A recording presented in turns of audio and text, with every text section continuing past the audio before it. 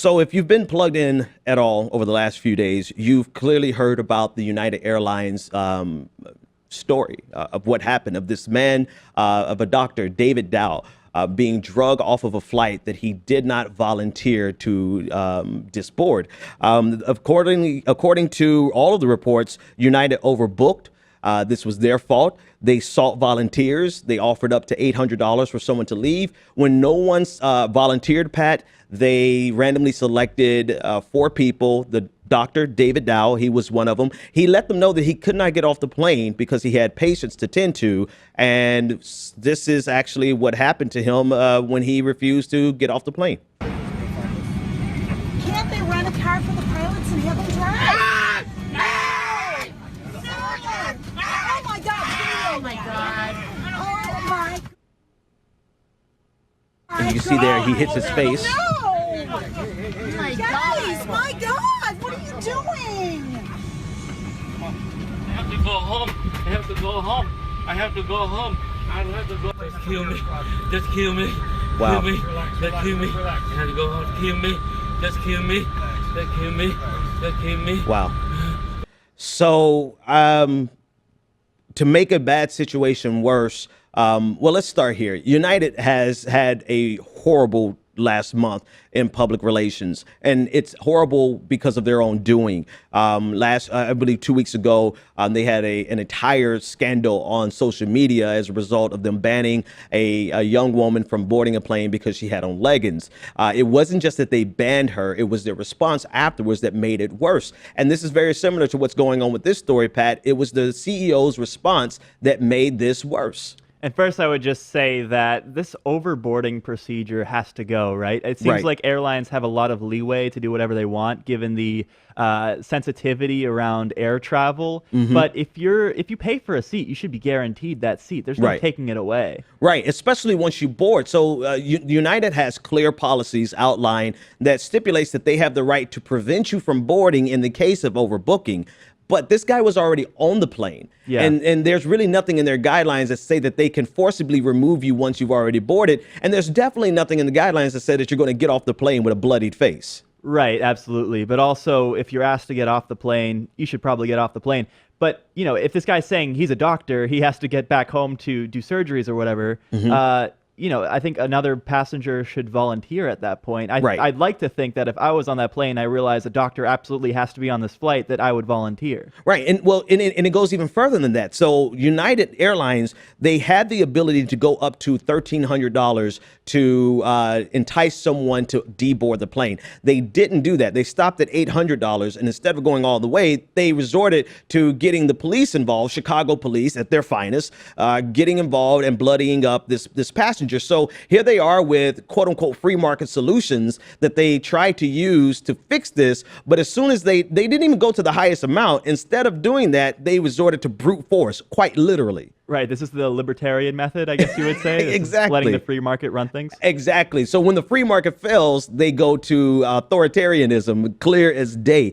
All right. So this situation was compounded and made even worse by the CEO's lackluster response. He said, this is Oscar Munoz. He said, "This is an upsetting event to all of us here at United. I apologize for having to reaccommodate these customers. Our team is moving with a sense of urgency to work with the authorities and conduct our own detailed review of what happened. We are also reaching out to this passenger to talk directly to him to further address and resolve the situation." Pat, that's not how you address a situation that all of the world is looking at this point. And then he reached out to the people within his own staff, right? And released some memo there. Right. So he reached out. So that was his public. The public response was pathetic, but then his internal response was even worse. This is what he said internally. He said, "Our employees followed established procedures for dealing with situations like this. While I deeply regret the situation arose, I also emphatically stand behind all of you, and I want to commend you for continuing to go above and beyond to ensure we fly right." This is, you know, he actually went on to say that basically this guy was belligerent, that this was, you know, partly his fault. And I get that airlines are used and accustomed to being able to tell people to get off their flights. But in a situation like this, with a video that has now been seen by tens of millions of people, probably 50 million people have seen this, you do not respond like this. This is making your own disaster even worse. And that response has all the hallmarks of one of those non-apologies. And please tell me, Pat, what the hell is reaccommodate? You don't reaccommodate people. You didn't reaccommodate this guy. You shrug him off the plane. Like, and also it's hilarious that they said that he refused to volunteer. I'm sorry, I think you missed one of the core hallmarks of volunteerism is he willingly does this. And instead of willingly doing this, they said that he refused to volunteer. Never mind the fact that he was a doctor, that he had to get to his patients, but the language and this casual dismissal of the significance really is what undermined them. I think they lost $250 million in stock share in stock value on yesterday alone. So they didn't want to go up to $1,350, but they, lost $250 million of value. Last but not least is the final apology that came from the CEO. He finally got wind of what was going on. He said the truly horrific event that occurred on this flight has elicited many responses from all of us: outrage, anger, disappointment. I share all those sentiments, and above all, my deepest apologies for what happened. Like you, I continue to be disturbed by what happened on this flight, and I deeply apologize to the customer forcibly removed and to all the customers aboard. No one should ever be mistreated in this way. This is when he finally, Pat, realized that he screwed up.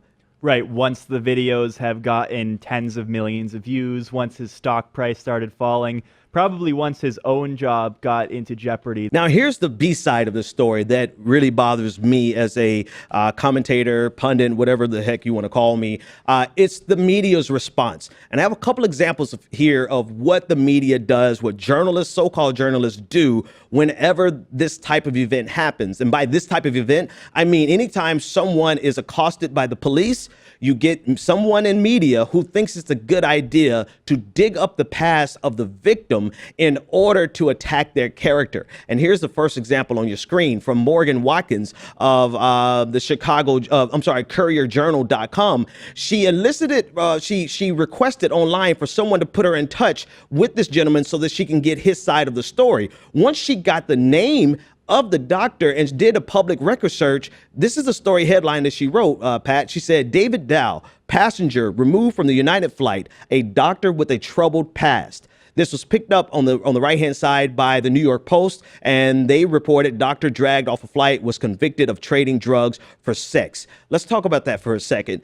This has absolutely nothing to do with what happened on that plane. So as a journalist, why put this into the conversation if for no other reason than to try to find an angle, to find something to sensationalize and to drive clicks? It's like after when Trayvon Martin was shot and killed, there was media reports that he had marijuana in his system. Right. Or when Michael Brown was shot by a police officer, it came out that he robbed the convenience store. As we know now, he had a prior agreement with that convenience store. But in either case, it's completely irrelevant to what happened. Exactly, because no one involved in the situation, George Zimmerman, did not know that Trayvon Martin had been smoking weed. And my God, like that matters. Like what's the, everybody's, who doesn't smoke weed at this point, right? At least in Massachusetts. Then you have with Michael Brown, Darren Wilson did not know about this alleged strong armed robbery that turned out not to be a strong armed robbery, but the media inserts it into the conversation, almost like a PR firm, right? Think about it like this. If United had hired a PR firm to do this on their behalf, United might be in trouble of going out of business because it's that disgusting of a move. But instead of United having to do this, media has done it voluntarily for them. That's true, but they are also playing the video over and over again on all the major corporate outlets there, so it's not like they're completely in United's pocket. Well, no. So it's not to suggest that they're in United's pocket, but it is to suggest that some journalists, and actually we have another example here, two more examples. So this is the Courier Journal's actual headline and the sharing of the tweet. David Dow yanked. They showed a picture of his home in Elizabethtown. saying that he has a troubled past. And then Lisa Fletcher from ABC 7 News, she bragged about this. My desk is covered with court and legal documents in response to the troubled past of the doctor pulled off United, reported 4 o'clock. Now, online, she ended up deleting that tweet because everyone let them know that this is not the job of journalists to undermine and to attack the character of people who have been victimized, especially when that information has absolutely nothing to do with the incident that transpired. And unless we hold journalists and the media accountable, they will continue to do these types of things.